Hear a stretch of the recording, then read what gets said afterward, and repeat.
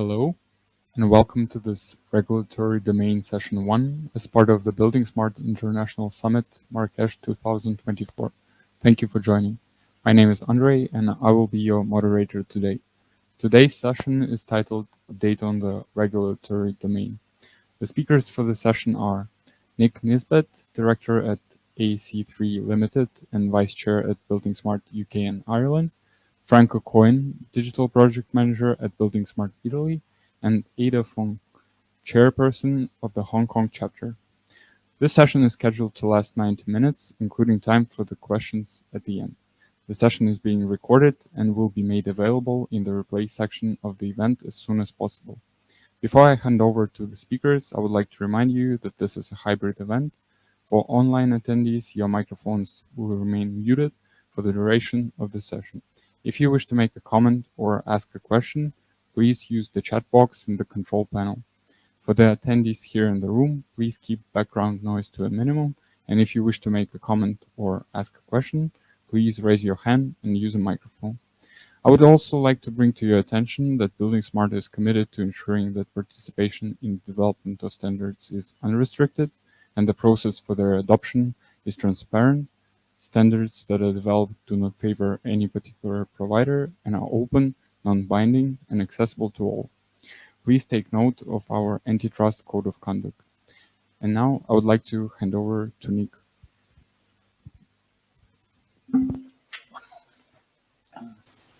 Welcome. It's nice to see a few people here. I have a feeling that with 3 presentations on regulatory compliance in the plenary, people may be feeling over-regulated. But this session is really to talk about some of the work that buildingSMART has been doing to support that particular use case of linking making the link between the regulatory process and the design and engineering and asset management sectors. What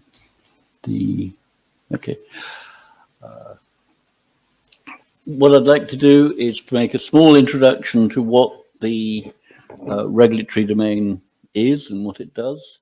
And then we'll talk about some projects. And we'll also hear from Ada about processes in Hong Kong. Okay, so the first thing I want to say is that the regulatory room has got a very good steering committee. I know that these domains are, of course, voluntary.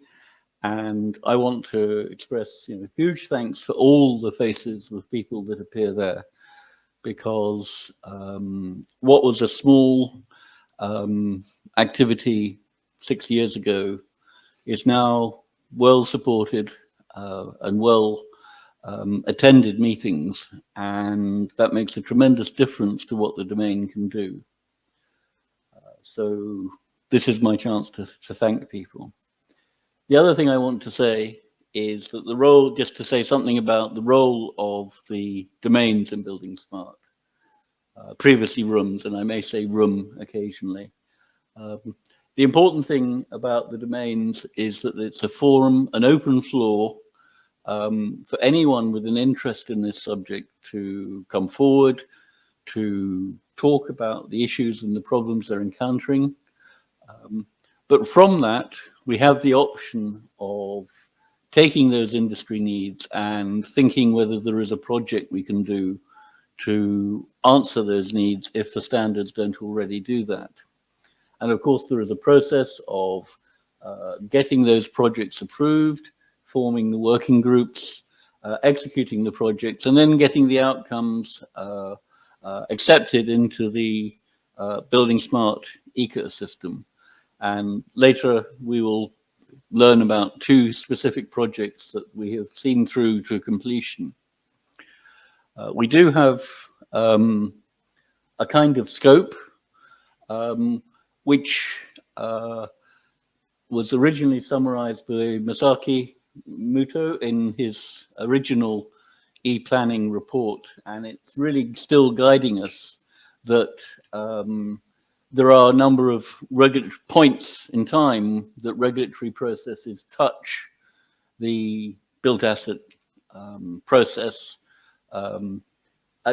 With concept design, there are issues around concept approval, sometimes called zoning approval, urban planning approval, and several other names. There's technical design, which is followed by technical approvals. Then there is construction, and there may be approvals during construction, but perhaps most strongly is that once the handover has taken place, there are increasingly approval processes that happen whilst the facilities are in use. And I think that's a trend. I'm very mindful of the horrible fire we had in the UK. And one of the consequences of that is that in the UK, there will be more and more in-use approvals. And I think elsewhere, similar things are happening. So that's always been our scope. I think we want to consider buildings and infrastructure. And we want to think about how we can make this process successful for both applicants and for the regulatory bodies, so that the perhaps the high end of automatic code compliance is a real challenge for everyone involved with building modeling in any form, because it's one of those points in the process when the data stops being private to a contractor or private to an owner or whatever, and is actually exposed to external scrutiny and maybe even public scrutiny. So it's always going to be challenging, and we've always had to think about how do we get that quality, and how do we make sure that the participants benefit from an improved process. As a domain, we've we've prepared a roadmap of the things that we want to cover, including engagement. We are determined that the room will not operate, domain must not operate in isolation, that we must reach out to both the demand side and the supply side. We want to make sure that we use the technologies effectively and contribute to those standards. And yes, we do want to see this implemented. And I think part of the excitement of the last couple of years is that we are seeing jurisdictions implementing either supported code compliance checking or automated code compliance checking. And we've always had this view that there doesn't have to be a switchover from manual processes to fully automated. So we've continued to explore this, and we identified within that roadmap some projects, and I've highlighted the ones that we have completed, or in the case of carbon assessments, we transferred that task to the sustainability strategic group. And before lunch today, I'm pleased to say that that group reported on delivering its first version of some standards to support sustainability using OpenBIM. Looking at the roadmap, probably 2 years ago, we identified two projects that we agreed we could tackle, was manageable and doable, and we had people within the steering group who are willing to take it forward. And I'm just going to say a few words about one of them. we identified that beyond the IFC standard as it's published in ISO at the beginning of this year or whatever, there was information that's necessary for regulatory compliance across the globe, or widespread at least. And so we formed the Regulatory Information Requirements Project and set about discovering if there was something more we could say as part of the IFC, as part of an international standard, about what information goes into regulatory assessments. And Tommi Hentunen from Finland led the project. I supported him in this. And over the course of the last 18 months, 2 years, first of all, we were very pleased to get the support of the Finnish government for Tommi's time, and the support of the Scottish government to look at the Scottish regulations as an example. We've also had inputs from Estonia. I was able to draw on my previous work for regulations in England and Wales, and we've had considerable input from Singapore. And I think what we were able to do was to come up with a long list, which I think I can say contains something like 5,000 properties. And by dint of some careful thinking, we got that down to some 200. That's 200 properties that weren't already in the IFC schema, 200 properties that were not easily deduced from information that's going to be in a BIM model anyway, and information that those 200 were, information that wasn't specific to one country.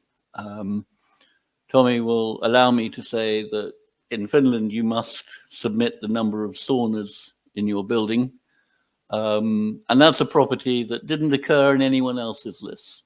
And so we were quite happy to say that's a local implementation. I think one of the things we had to get across was that we were not standardizing compliance checking itself. Every country has different thresholds, different conventions, but we focused on 3 areas really: life safety and energy efficiency. Sorry, that's 2. The accessibility as well, and it's probably a generalization too far, but most countries have some regulations about some of those aspects, and that's what we set out to deliver.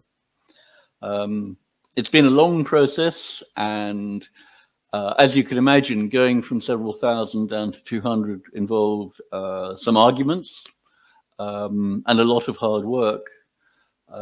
But what I'm reporting today is that we have created our deliverables and that they are now available.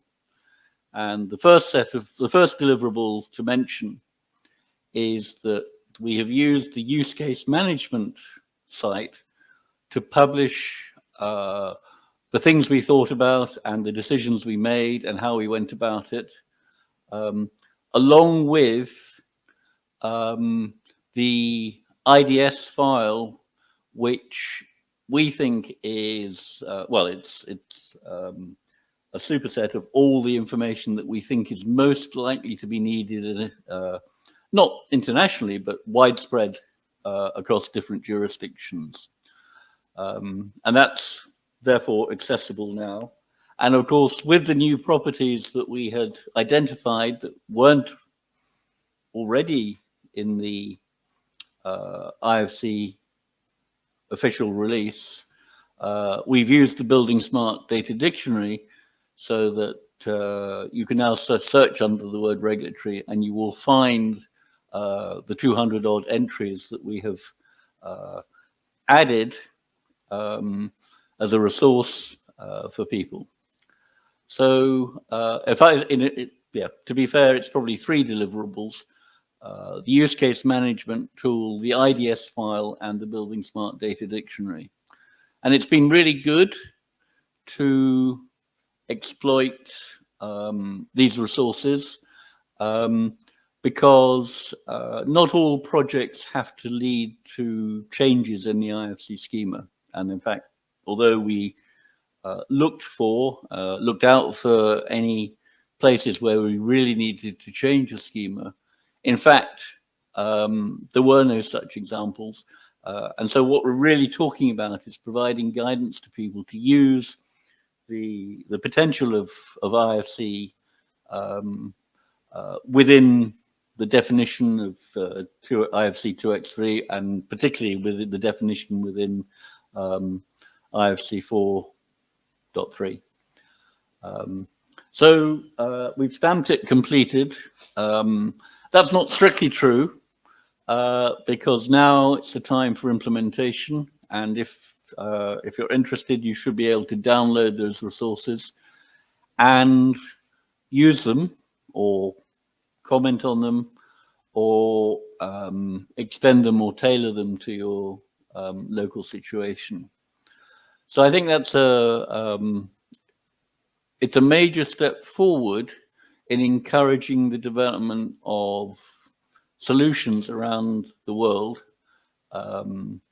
And I really, I hope that this will encourage more countries to think about the opportunities, maybe not for fully automated compliance checking, but a more automated and a more efficient and a better supported process than manual paper checking, which I think is the alternative. So yes, it's a success to not only start a project, but also to do it and complete it. But in many ways, the hard work starts now to find out if people are supporting it and how they, what they think of it in the wider field. We may not know how people are using it. I think one of the important things about these resources is that they are free to use and free to access. But any feedback is, of course, welcome. The second project we launched 2 years ago,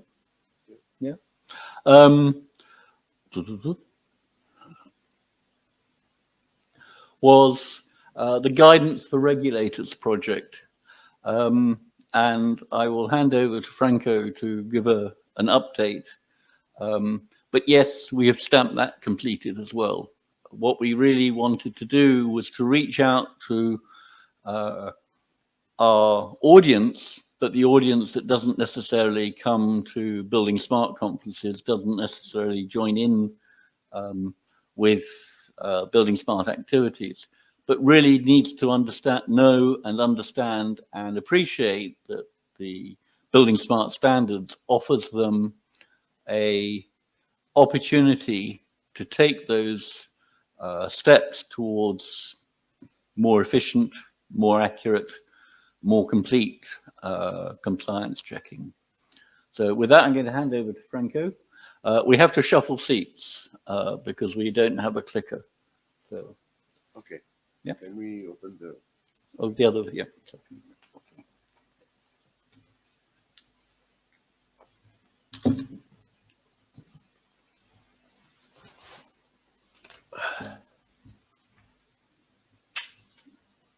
It's coming.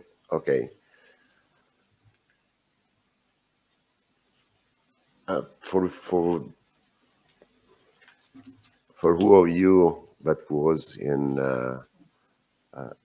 what's the name in Valencia, probably remember that I told you I will give you the book in your hand on in Marrakesh. Unfortunately, this is not the case. But let me tell you something about the book. I will hear some of the authors, so please, that helped me in doing this. And so let's say this one. Yes, okay. So what I want to say to the other people that are helping me in writing the book is, wait a minute, but the book is coming. The document is, the physical document is coming. Okay, Nick already said that this document was written the project was launched because of the necessity of talking about engagement of different parts, especially regulators, during in the regulatory activities, in the regulatory domain activities. It's at the printer, as I told you, and I hope there are some parts in the graphical design that are not still decided, but hope it will be available very, very soon. Let me first say thank you to the team that was helping me in doing this job. We had a very the work group was very big. It was more than 30 people. But the people that really put the hand on the keyboard for making the book, to making the document, has been these people. Let me talk about them: Manuel Azigna, Eduardo Toledo Santos, Luis Vargas, Sergio Munoz, and of course, Nick Nisbet, that has been here for a long time. And then let me also introduce a couple of people that were very helpful in our activity. Francesca Noardo from GIS, OGC actually, she's working for OGC, and she was helping us a lot for the GIS part of the document. Sheila Klein-Lum, that was being able to integrate everything, and David Fang that give us many good criticism about what we were writing, because he was from Hong Kong, and it was very useful also to put some content inside. Okay, let's go quite fast now about the scope of the document. The scope is to give a clear introduction, clear presentation, a clear document for regulators, talking about what we want, what we are doing, and what we are proposing to a regulatory body that would like, hopefully, to start the activity for a digital building permitting project. Of course, to help this, we talk about what was going on around in the world, and of course, we highlighted the advantages. I say, of course, now, but at the moment when we decided the document should contain, which contents will be in the document, that has been a good discussion. We started to write this book starting from, let's say, a marketing approach, and so we want to see which were the sectors in the target that we will reach. We would like, of course, when we are talking about public administration, we don't have stakeholders, we have politicians. When we have functionaries at the different levels, and of course we have operational roles. The core of the document is dedicated to the functionaries, roles, while executive summary is, in our idea, focusing on politicians. Is this, did we forgot the people from the operational role? No, actually, we know that the people in the operational role this come from a previous,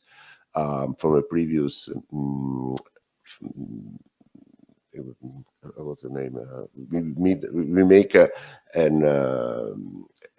survey in the previous year, and we saw that in that area, in that role, there are the most people that knows what BIM is, and that can support technically OpenBIM to OpenBIM in a project. So what we want to do is give them a tool they can use to talk with the functionaries and hopefully with the politicians. The objectives, we already said something about what are the contents. So the problem is actually to make people in the public sector to talk about open BIM and not only about BIM. First of BIM and then on open BIM. This is probably the most challenging target that we can we have in our mind, that is helping legislators to recognize the transformation nature of digitization and adapt regulation accordingly, open, let's say, with using open BIM. This is about a regulatory point of view. We did some analysis about the regulatory point of view and what is his job is doing, what is doing during his job, during his activity.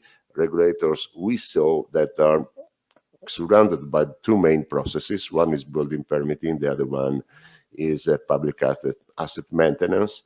And accordingly to, in this document, we decided to focus, of course, in building permitting, because we think this is the key for the adoption of open BIM in a country, in an ecosystem. Of course, this is the idea of having. This is why we focus on all of this. Although we know that there are many interests also in the other topic, that is public asset maintenance. This is the cover of the book. Of the document. Sorry, I call it a book, but it's only 40 pages. So don't be afraid. It's not for me. we probably I say book because of the effort we did on writing it. Okay, can be if you are in a hurry, you want to see what is in. You can ask to regulatory at buildingsmart.org. A preview copy of the document. What we say in the executive summary for the politician, that is, the idea is to hit in somehow to gather the politician attention. Say digital, so we say we know that building environment, ecosystem is not so productive. Digitalization in this environment is not so diffused, and this happens while there is a paradox, so that most of the people that is working in the building ecosystem is using computers for their daily job. After that, we talk also about the challenge. That some of the challenges that regulatory is imposing in a diffusion of common or data sharing in this environment, but we have a solution. There is an open standard, and we want to say them that we will be able to support them in this journey. But very shortly, what are the contents? So we talk about an introduction describing what is GIS, what is open BIM. Then we have a core chapter that is talking why open BIM helps a regulatory process, and this has been a good discussion. We hope that is something that has a sense for a regulator, that is meaningful for a regulator. We also represented the current state of use of open BIM in regulatory around the world, of course, talking about the champions, so like Singapore and the other countries, better than I. And the building, we say something about the building regulatory transformation project, taking some example from these countries. We decided not to talk about public asset maintenance and infrastructure regulatory digitalization, because we had a very interesting session yesterday with the building and the infrastructure domains.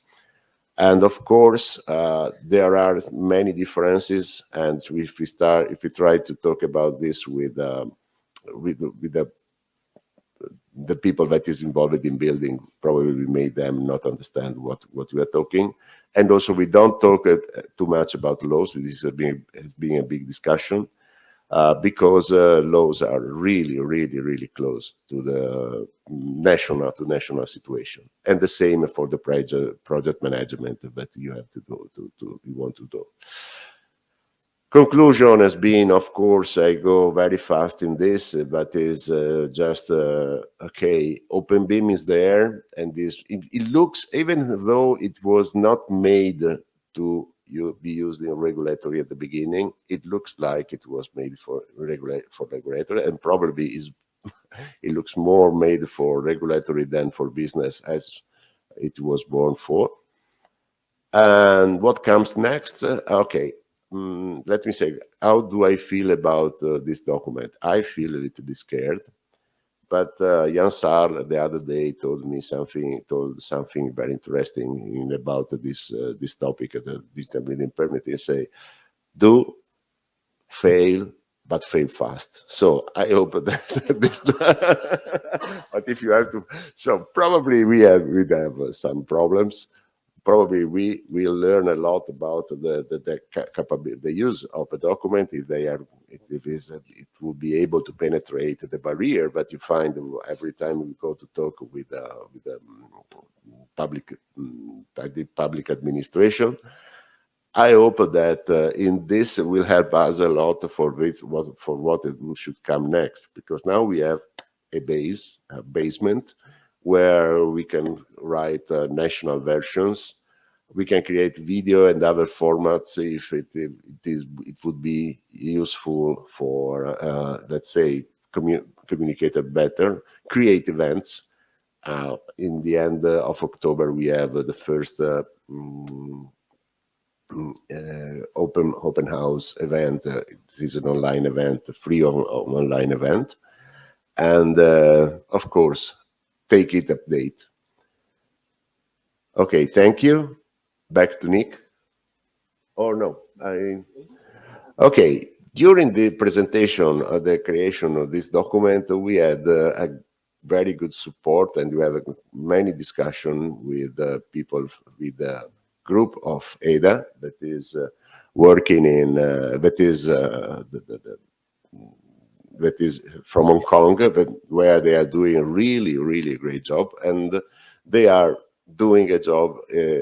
So what I want to say is very interesting to know what is happening there, especially to understand what happens on the road to digital building permitting. So please, Eda. Thanks, Franco, for the introduction. Whilst we're changing the slides, maybe I'll just talk a little bit about myself and the title I've picked for this presentation. The title I picked is Climbing the Learning Curve. We're still learning. And a bit about myself. I am the founding president and founding chapter leader of buildingSMART Hong Kong China chapter. 5 years ago, in 2019, we were born in Beijing. And we have been starting to learn OpenBIM. So about the issue of OpenBIM, Hong Kong story with OpenBIM in regulatory regime, there are a number of issues. I think Franco and Nick has mentioned that. First is BIM in the regulatory regime. And second is OpenBIM. We have both issues to tackle. So, and unlike those friends in Europe, Netherlands, they are born with OpenBIM. But in Hong Kong, we're not. So everyone was not practicing OpenBIM until we started our drive. So I'll begin with my story here. 7 years ago, or almost 7 years ago, I retired from government as the Deputy Director of Housing, overseeing about half the population in Hong Kong with public housing. And then I was the former chairperson, Committee on BIM of our Construction Industry Council. And that job, I have started as the task force chair in the year 2012. And then when the task force was escalated to the level of committee, I was chair. And after 6 years of service, that is official time to retire. So I've retired from 2 jobs already. And then as the founding president of Hong Kong and BIMA and also chairperson of the Hong Kong China chapter of buildingSMART International, we are there to serve for no more than 2 terms. So after this service of serving 2 terms, and when I go back to Hong Kong next week on the 16th, there'll be an AGM, and I'll also retire from this job as well. But I think my hope and faith for OpenBIM will never retire. So you may ask where we are. We are a tiny dot on Earth. We're in southern parts of China at the coast. Our population is 7.5 million. Land area is only 1,100 square kilometers. And built-up areas, only 25%. So we have a high-rise, high-density, compact city in a subtropical climate, and we're destined to decarbonize before the year 2050. So all the issues about safety and also decarbonization, sustainability are all on our radar screen. So I've mentioned we're now 5 years old, and 5 years ago we were born in Beijing. This is the founding group of office bearers. Some will continue and some will hibernate for a while after the next AGM. And buildingSMART Hong Kong chapter has been serving as a catalyst, bring OpenBIM to the Hong Kong community, including government officials. So it's a people story. After all, we can't work without people on all fronts and all levels. So we have a meeting with buildings departments on OpenBIM in July 2021. And we have been consulted when there's an engagement with stakeholders on promulgation of the roadmap on adoption of BIM for building plan preparation and submission. And we organize training activities to promote the use of OpenBIM. We have virtual classrooms and also buildingSMART International's professional certification foundation program. And we have more than 550 certified individuals, qualified individuals on OpenBIM. We also have BIM and GIS training program and special training events for hybrid mode. And with this, usually these are free of charge. We don't charge anything except for the P-Cert by buildingSMART. So by doing this, we're trying to promote OpenBIM. And of course, that includes our regulators. So for major events or for the hybrid events that we held, we always invited high-level government officials to join us as speakers. And we try to promote OpenBIM to them for the regulatory regime. And apart from doing that, after COVID, we start our participation physically in summits. So in Rome, we have brought 26 delegates to Rome. That includes lots of government officials from different departments, so that they can have a kind of immersive experience with OpenBIM. Not only do it hearing from Hong Kong, but see the world. And we have very in-depth discussion, regulatory domain, and we also, well, to the extent of inviting Yan Sa to give us a special talk after the summit about use of BIM and OpenBIM in the regulatory regime. With this immersive experience, our officials will be, of course, be converted.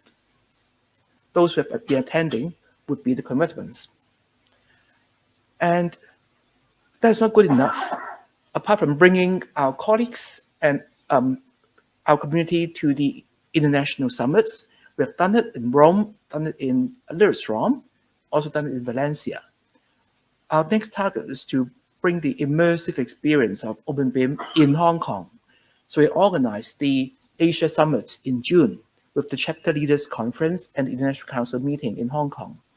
And that can allow more participants from all over the world and our locals to have a real immersive experience with OpenBIM in Hong Kong. And of course, we have brought a lot of high-level government officials to the events. It's a 2-day summit and a gala dinner. We also celebrate our Hong Kong Open BIM Open GIS Awards 2024 at the gala dinner. So we make everybody really happy about Open BIM. But we are still climbing the learning curve. We're still at the beginning. So next, this is the presentation I'll talk about. I'll talk about a lot of people. So people is important. Next, I'll go to the subject of my presentation about climbing the learning curve with Hong Kong story Open BIM in regulatory regime. So this is the Open BIM in regulatory regime.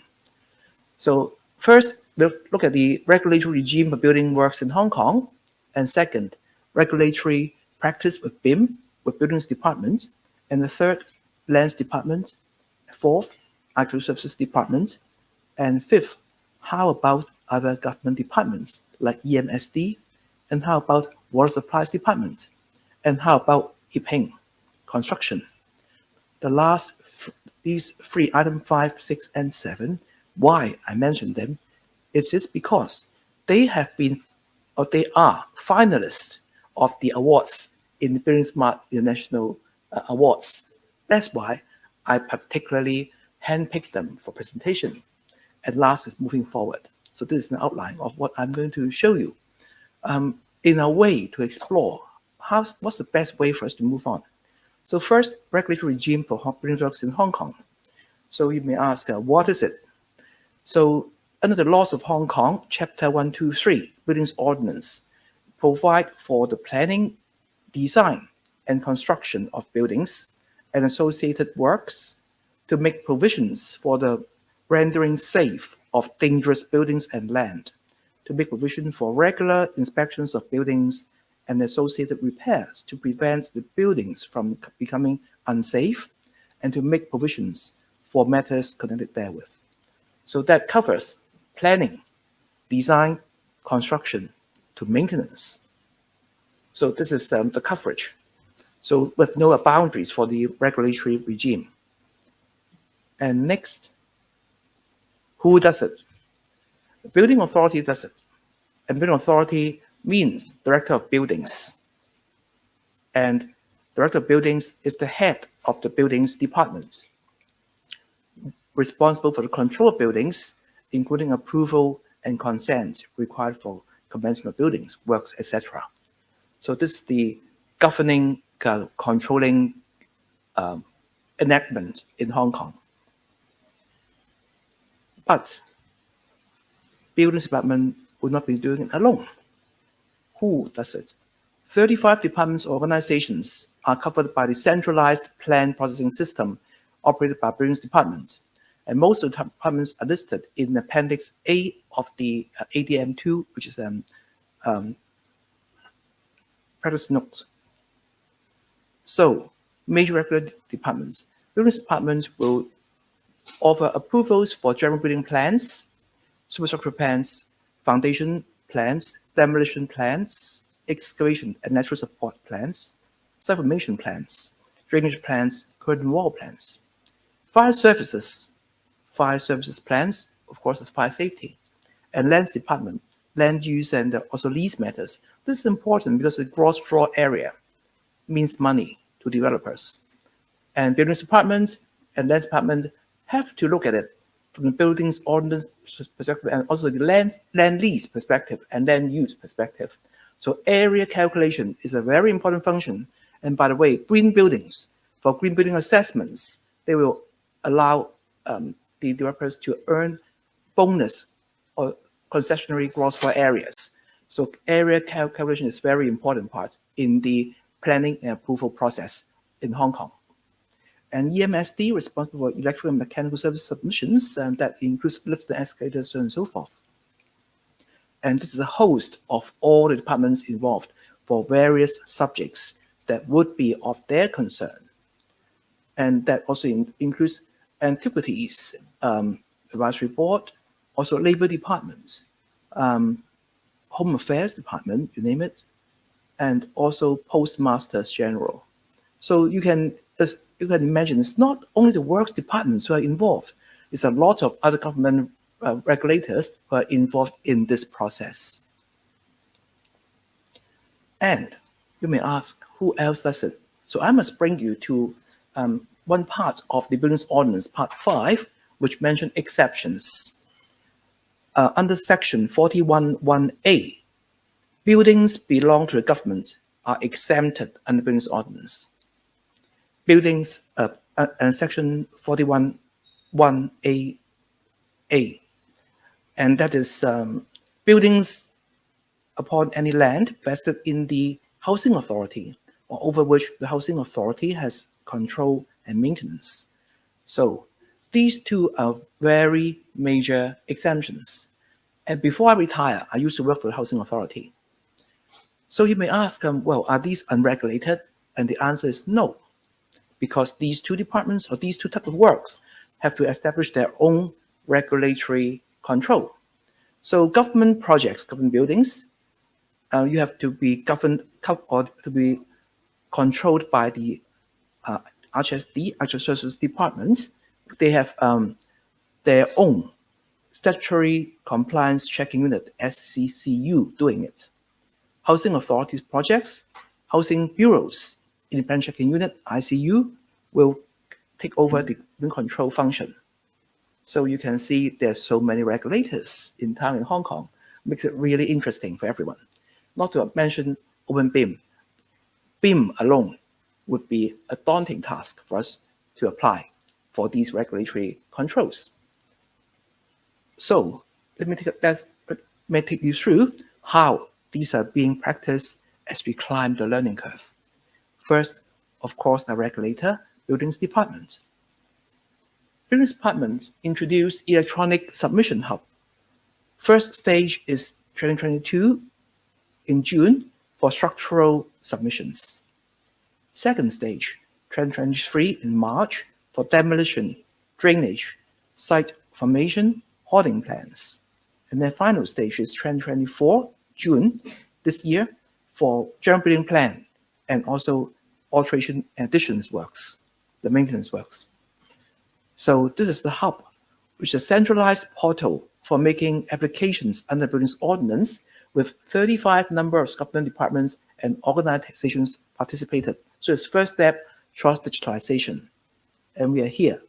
So up to 31st of August 2024, over 80,000 saved paper drawings, number of sheets.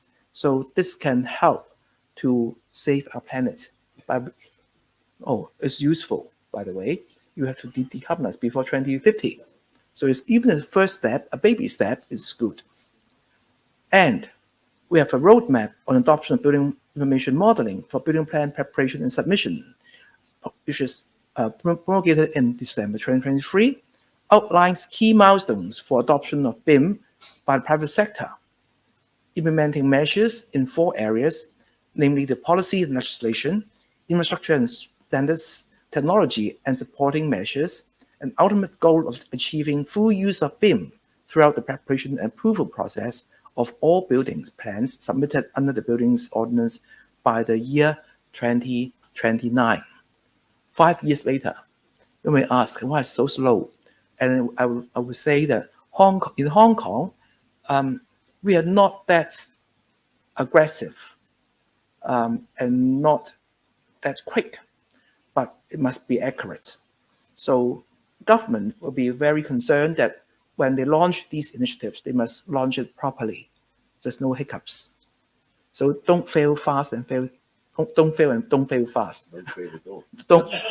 Can't afford to fail. Cannot afford to fail. Okay. So please bear with them. Bear with us. This is the roadmap towards 2029, and in 2024, there have been work being done, like motivating some organizations like the Housing Society and also Urban Renewal Authority and Mass Transit Railway Corporation to use BIM submissions for their projects.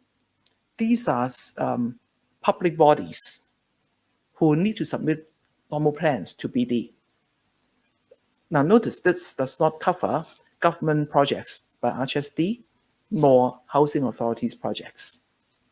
So these cover only the private sector projects the Buildings Department will be controlling. But do not be despaired. because RHSD and also the ICU of Housing Bureau have to do their own stuff in following these rules. So after this first stage, there will be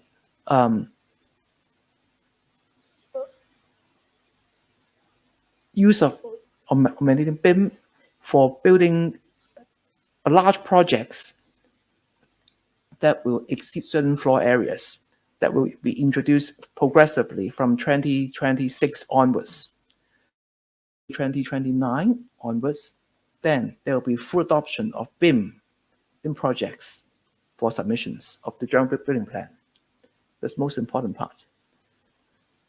And first step is to engage consultants to study on the adoption of BIM for traffic control under Buildings Ordinance, and this has commissioned in June 2024.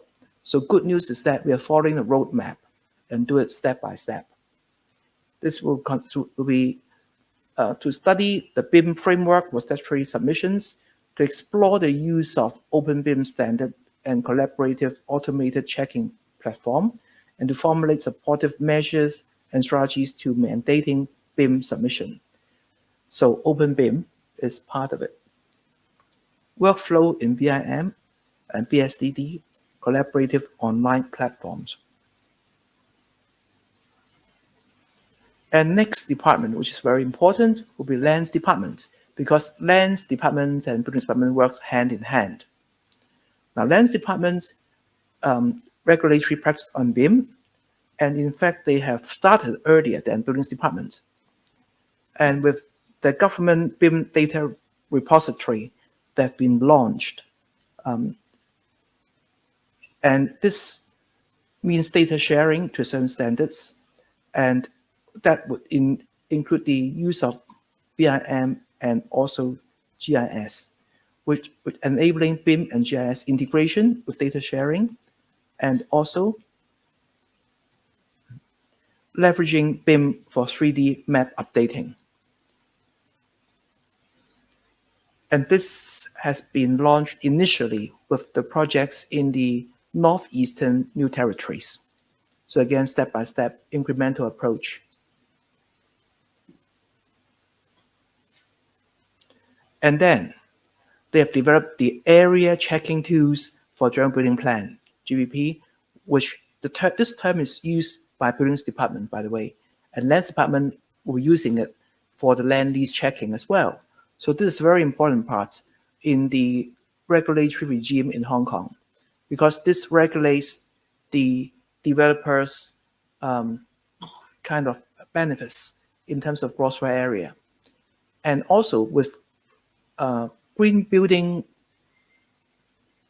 practices, developers can have concessionary gross floor areas as well. So these calculations are important in many, many ways. And there's continuous development of the information compliance checking tools and platforms, and to develop automated workflow for preparing building plans from BIM and other departments for approval process. Also design and implementation of building plan checking process in open BIM in the pipeline. So these two departments will be working hand in hand, and Lands Department has been doing this for some time.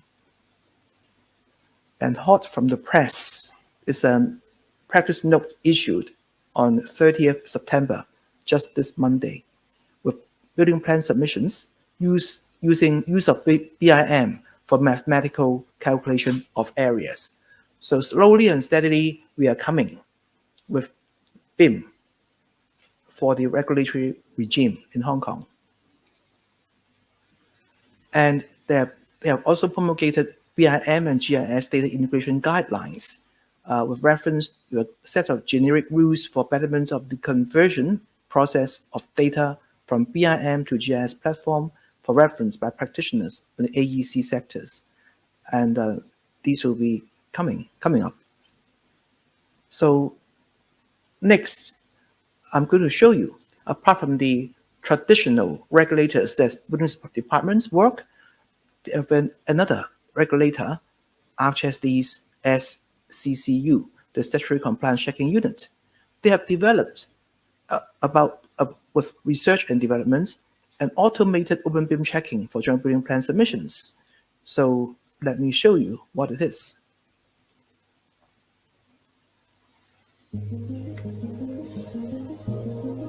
The Statutory Compliance Checking Unit of the Architectural Services Department, ArchSD, checks building proposals for government building works projects to ensure compliance with the Buildings Ordinance and its subsidiary regulations. With the government's policy to adopting BIM technology in capital works projects under a software-neutral environment, it opens a favorable opportunity to enhance the efficiency of vetting general building plan submissions under various native formats by employing Open BIM automated checking tools. ArchSD and AECOM has conducted a research study with the aim to enhance the efficiency, accuracy, and consistency in the building code compliance checking process. The research begins by conducting a comprehensive survey amongst local architectural consultant firms to understand the industry's behavior, followed by a desktop study that examines international and local literature and documentation. Workflow diagrams were developed to translate local statutory requirements into computation logic for the checking of 5 items, namely the fireman's lift, exit door, required staircase, exit route, and accessible toilet. Over 60 checking rules have been configured and tested under real project scenario models. By gathering insights and experiences from local practitioners and incorporating international perspectives, this research underscores the significance of developing a model-based automatic code compliance checking tool under an Open BIM framework. The tool benefits both the government and local practitioners through the enhancement of ArchSD's efficiency in code compliance checking, as well as enabling design teams to conduct self-checks before formal submissions, thereby streamlining the overall vetting process.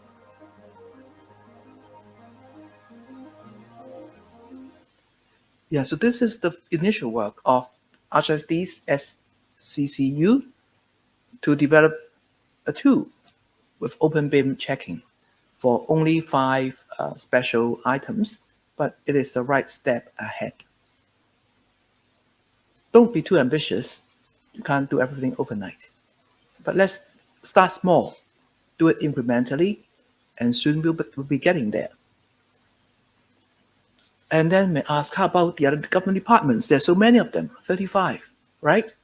Well, I would handpick EMSD. They're here. It's because they are the finalists of this year's award, just presenting it this morning. And they have experience of revolutionizing the handover practices for E&M projects, embracing BCF, BSDD, IDS, IFC, Open BIM into the built asset management lifecycle. And they have done a good work.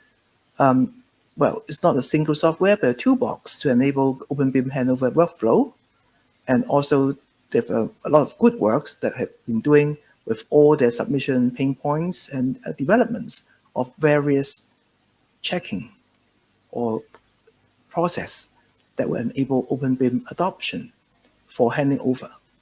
Now, and they're willing to contribute.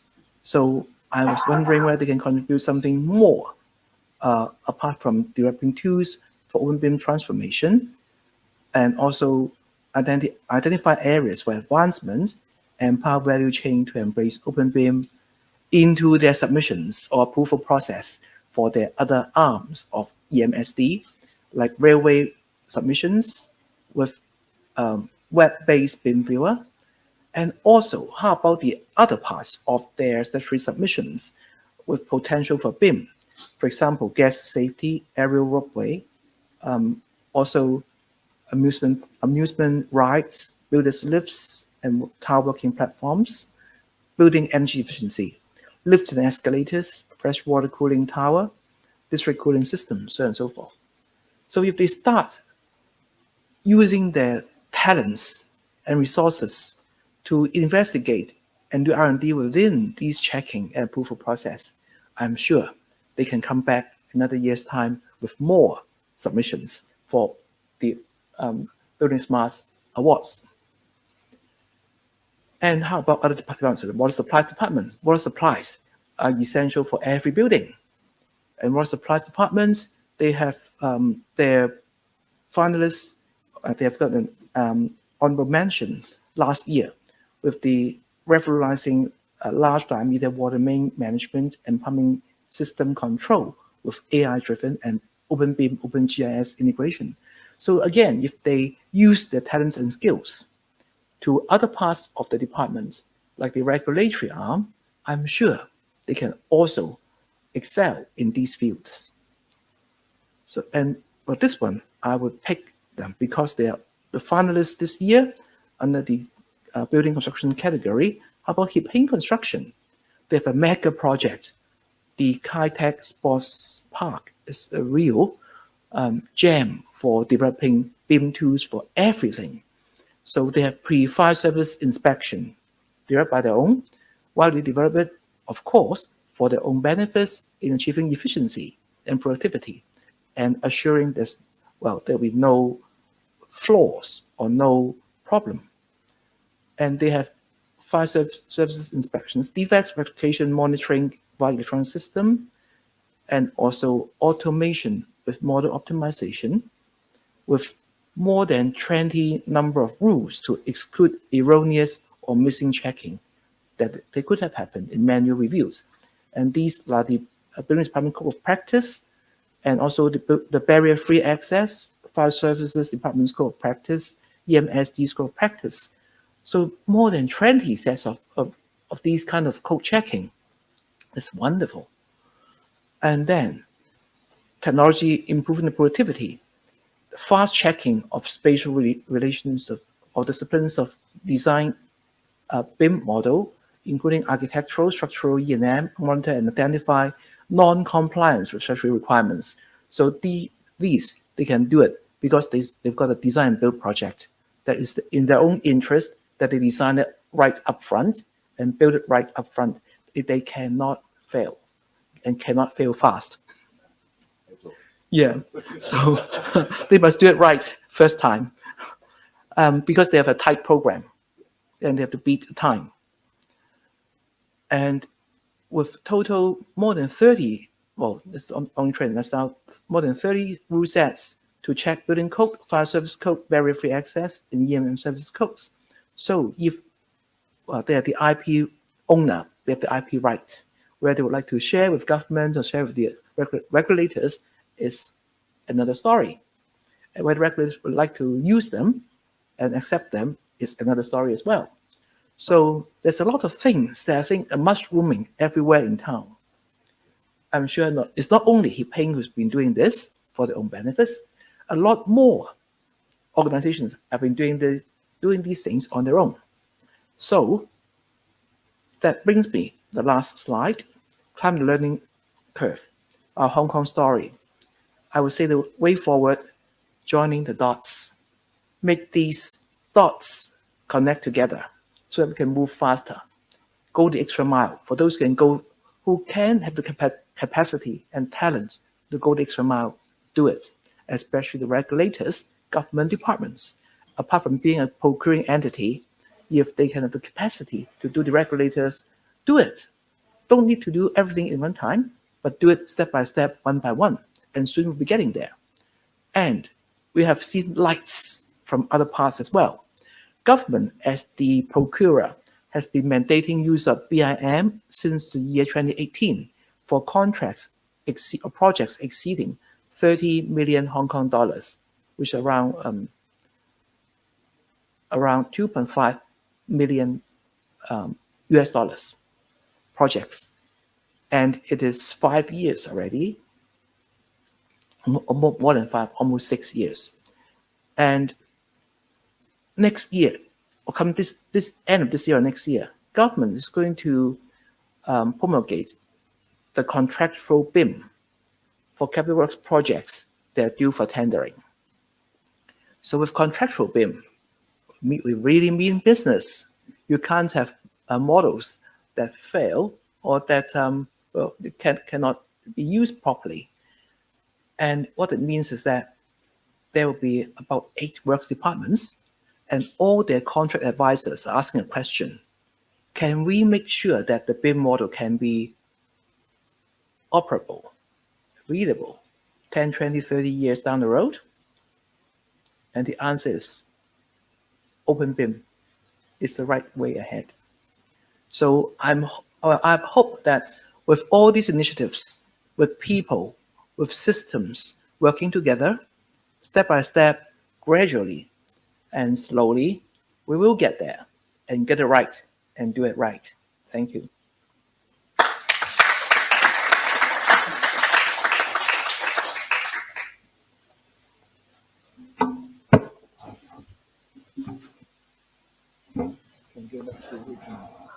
A tiny point, but a big rising star in the open BIM world. Hong Kong is, congratulations, Eda, for the job you're doing and all your team. I think that was an impressive display of the importance of starting, which has been a message we've given repeatedly. I think the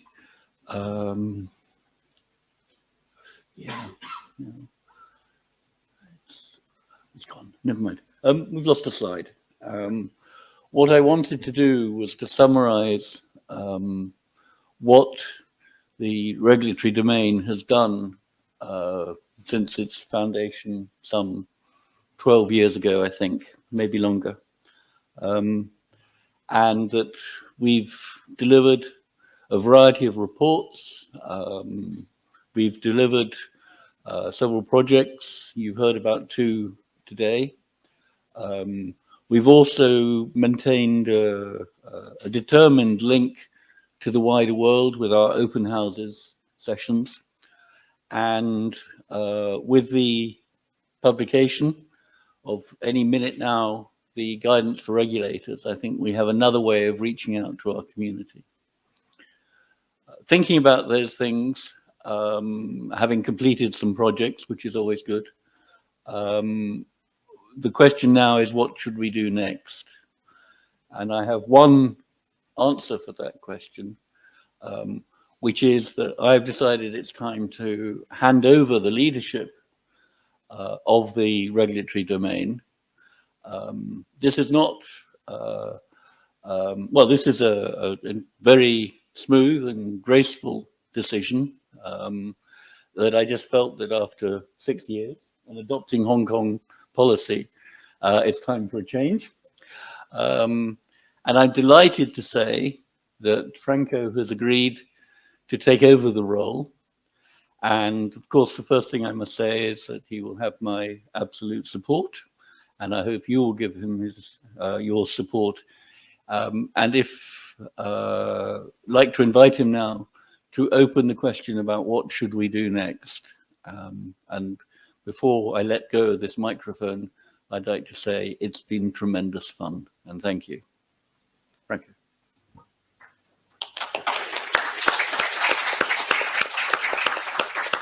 Of course, I'm honored and scared for replacing in this role, because fortunately, Nick will remain inside the team, inside the regulatory domain steering committee, so he is still here. And I also want to say that I tried in any way to stop to change his decision, but this young guy wants to take his PhD, so I'm sorry, but he has to do what he wants in his life. So no, I've been not able to stop him. First of all, I will say thank you to Nick. Thank you for everything. You've been my mentor. You've been really the point, the reference point for this room. And we've been in this 6 year we live. We have seen so many changes in our area. At the beginning, we were thinking that no one other than somewhere was thinking to use open BIM for regulatory scopes, and at the end we find what Ada said is really something that looks like it's not, of course, because of us, it's because of the fantastic team in Hong Kong for the activity, but we think that a little bit our direction, our idea has been helpful, and this is something that we have to say, we have to say thank you to Nick. One more time, please. One more applause.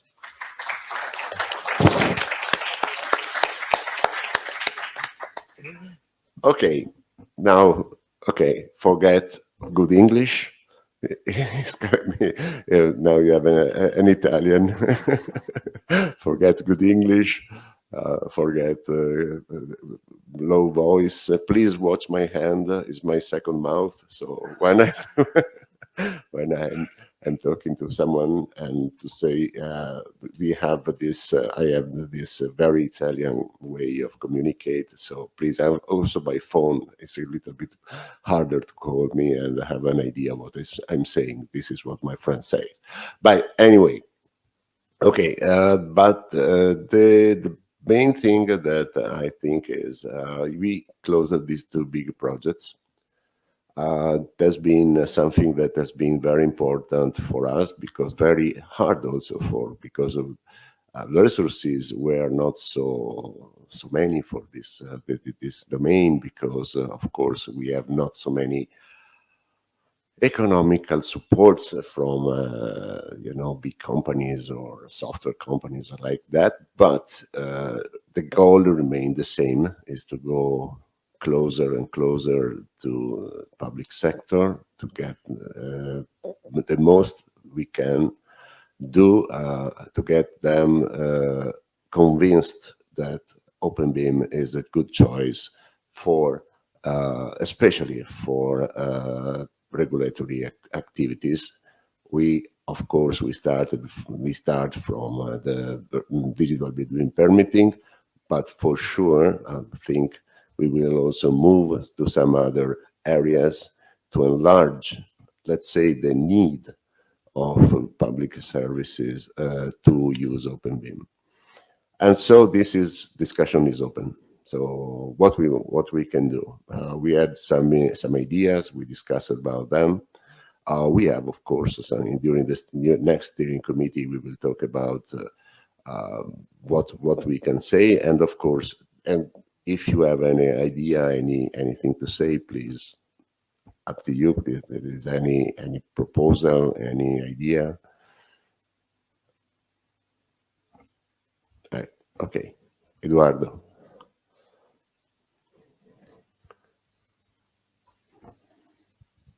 Yeah, hello. Someone said in the first day of the summit, I can't remember the name, but said that permitting is the killer application for BIM. And I do agree, because it's perhaps it's the only thing that we don't have, that I've seen. I have working with BIM for 19 years now. And it's the only thing that I know that I don't have to convince a contractor, a designer, a developer that BIM is a good idea, and because they want this. Because if you tell them that I will reduce the permitting that takes, like in Brazil, is more than a year in some cities. I will reduce that to perhaps 1 month. They are very, very, very happy. So I don't have to convince them. They don't care how much it will cost, the effort. I want to do this. But of course, the challenge of implementing this is not for them. The authorities have to implement the systems, right? So I think we should capitalize on this somehow. So I think the next phase should be something about really helping those that want to implement this. Perhaps start very, very, very small, very not ambitious. We check everything.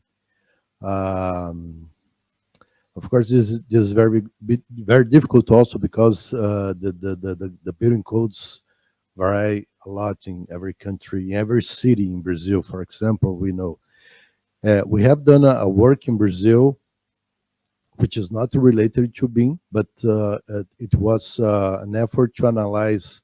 We took 6 important cities in Brazil and analyzed their building codes and tried to figure out which is the common aspects. And then with this, we issued a report guiding for all cities. Look, perhaps you could change your building code, simplify your building code so that we could have the score aspects that should be checked. Perhaps we could take some steps like this to trying to implement some platform or something that will help those authorities interested in this to get started, and then refining their system, realizing the benefits for them, installing this culture of using BIM because they are not used to that. Usually the employees of these authorities are very afraid that if you tell them that there's a system that does code checking automatically, and they get afraid for their jobs. Of course, this is not the case, but I think some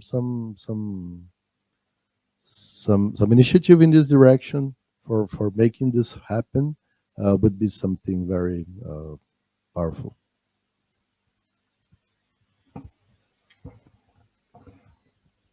Okay, Sergio.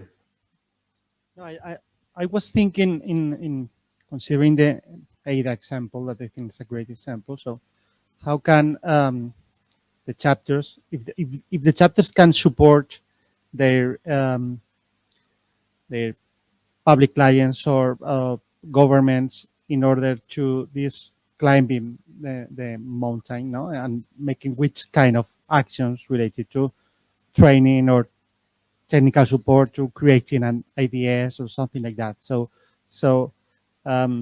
maybe a list of these actions and related to which use cases could be defined by the regulatory room as a good examples that the chapters can try to convince to public governments in order to tell you this is the mountain, but I will be your Sherpa, so I will help you in the way. So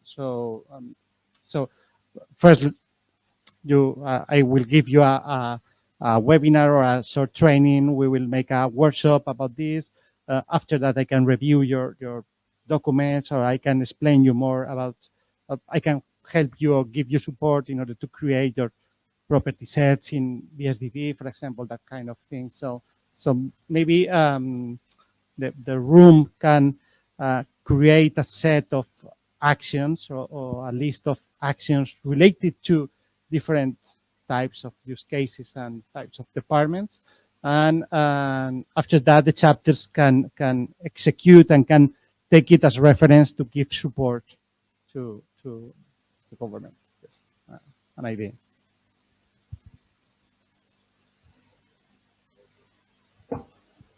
Thank you very much, Sergio. Yes, I think it's a role that we have. I think that we need to be closer, probably to the not probably, for sure, absolutely, to the chapters for understanding the way we can help them in reaching the public, the governative services and so on, every kind of stuff. They are telling me, is there any other? No, they're telling me that the time is over. But because I think that the discussion can be open about this, so go home, think about it.